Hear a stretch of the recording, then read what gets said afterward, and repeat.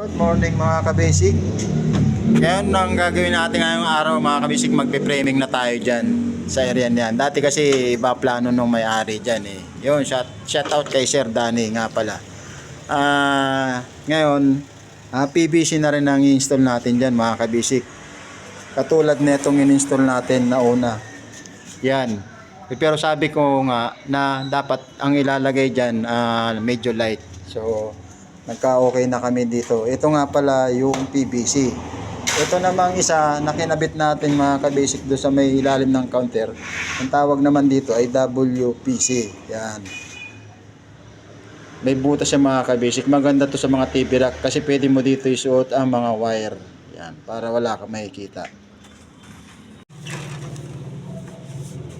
Ang kagandaan nito mga kabasic na WPC floated panel, medyo makapal yan siya.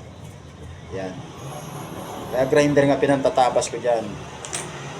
So, ito naman, cutter lang naman ang gamit ko rito. Ito yung PVC, pang ceiling panel. Yun. So, umpisa natin, magli-layout tayo dyan.